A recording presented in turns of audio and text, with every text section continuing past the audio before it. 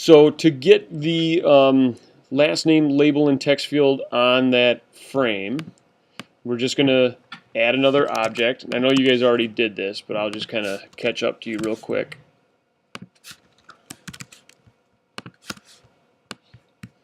Okay, so we got to add an object for both the first name and the last name. And then down here, we also have to add them to the interface, right?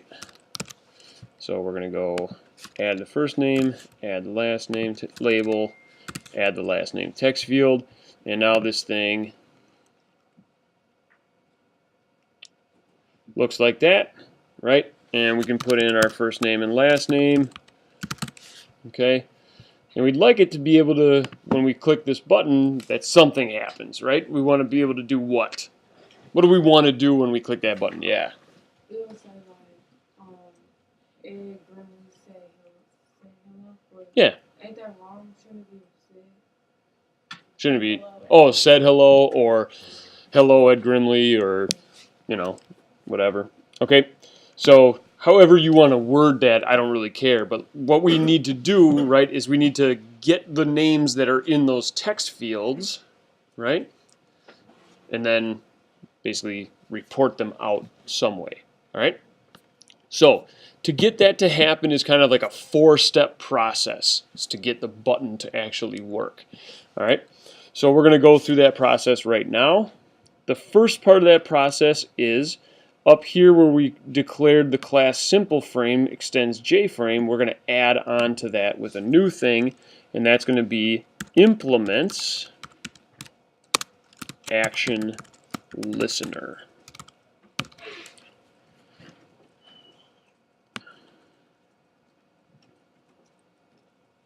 Okay, ActionListener will need to be imported, and when we say that we're implementing ActionListener, it's basically like we're saying we can do anything that an action listener can do.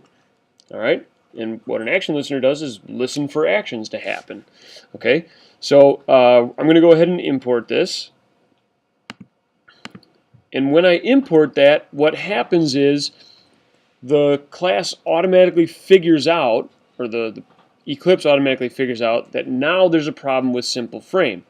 Because saying right here that we are going to implement Action Listener is like signing a contract to say I'm going to do whatever an Action Listener does, but I haven't added the method that allows me to do what an Action Listener does. Okay?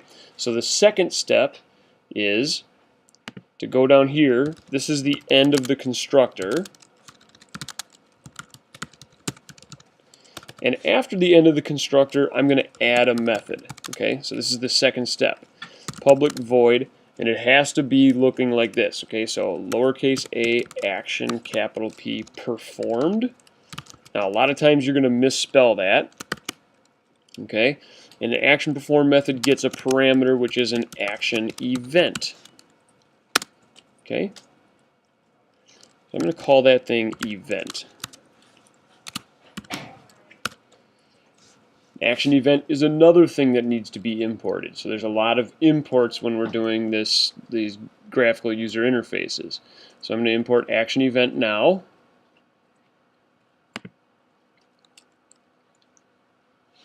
Okay. So that's step number 2, is to make that method. And if I go scroll back up to the top, you'll see that simple frame isn't underlined anymore, because now I've basically held up my end of the bargain. Okay, I've said, yep, I'm listening for actions. Okay, I'm not doing anything when the actions occur. That's step 4. Step 3 is to make sure that the button knows that this class is listening, or this object is listening for it to get pressed. Okay, so up here in the constructor, after we add all these things, this is just generally where I do this. Okay, after I add everything, I then add Action Listener to anything that I want to be listening to. So hello B dot add Action Listener this. Okay, so that's step number 3. So what this is doing is saying we want to do something to the button And what we want to do is let it know that there's an action listener that's attached to it, basically. Okay? And this object is the one that's attached to it to listen to it. All right? So this isn't quite a great analogy, but it's kind of like a radio station, right? Whether we're listening to a radio station or not, those radio waves are coming out, right? And then we have to tune into it in order to listen to the radio, okay? So this is basically tuning our frame to the button that's on it so that when it broadcasts an action event, we listen to it, okay? So that's kind of the idea there.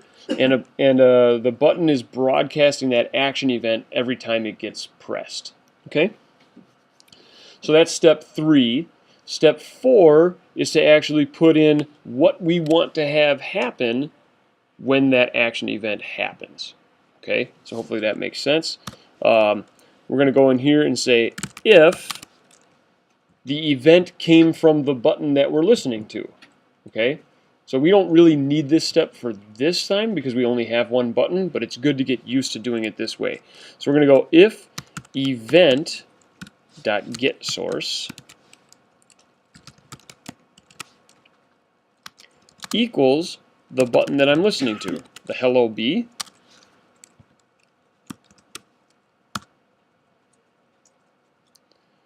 Then this is the stuff that we're going to do. Okay? And what do we want to do? When the hello button gets clicked, we want to do what? Print out hello, first name, last name. We want to print out hello, first name, last name. Good. Okay? So to break that down, where does first name and last name come from? From the text fields, right? So we're going to go in here, we're going to say we need a string to keep track of the first name. And that's going to come from the first name text field. Okay? Now, what I need to know is how do I get the text that's inside of that first name text field? So let's go over to the website, and hopefully this thing is going to work for us here. Under basic components. So if it was a label, these are, I can set its icon, I can set its text. If it's a text field, I can add action listener to a text field. That's interesting. So if I like hit enter or return inside of a text field, I can actually create an action event that way. I can get the text out of it. I can set the text of it. I can request focus. Which one do I want to do? I want to get text. Okay. So back over here, we're going to say first name tf dot get text. And that's going to be the first name. We're going to do the same thing for the last name. So guys, go ahead and do that.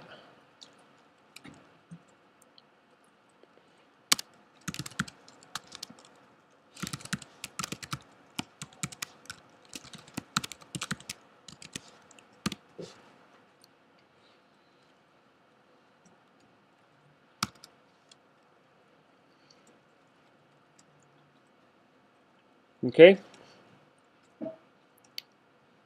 So we have a couple options of what we can do here. I'm going to do this. I think the simplest way that we can do it here is say make another string called hello. And I'm just going to go hello is equal to hello, comma, and then concatenate first and last. Okay.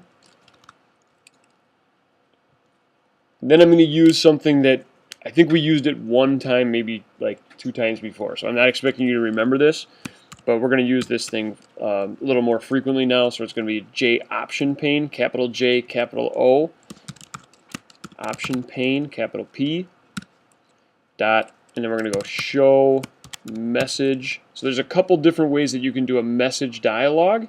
We're going to do the simplest way. So message dialog, we're going to say this is the owner of the dialog, and I want hello, that string, to be on the dialog.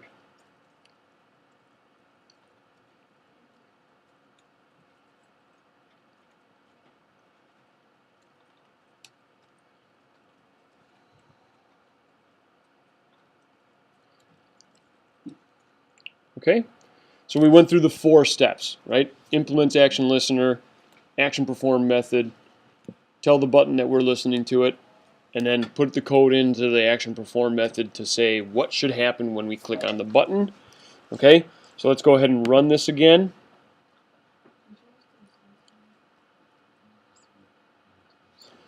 And if we go Ed Grimley one more time here, and click say hello. How do you make it with the space in it? Yeah, it's a good question. So now we got this message. This is a message dialog from JOption pane that says hello Ed Grimley. But then somebody already noticed here that we missed what? The space. We missed the space right there, right? So we want to say okay, that's fine. And we want a space in between first and last. So put a quote, put a space, put another quote, and put another plus sign. So now we've added in a space in between there. Okay? Test it one more time, make sure that it works. And then I'll show you just one last thing and then we'll be done. So here's Ed Grimley one more time. Say hello. Hello, Ed Grimley. Okay, and then I'm going to show you just one last thing. If we want to empty this text out after we get it, okay, so after we get the text, maybe what we want to do is say, take that first name text field and set its text to an empty string, okay? So this is an empty string, just quote, quote. It's not quote, space, quote. It's just quote, quote. Okay, so that's different, and you want to get used to using an empty string when you want to do something like that.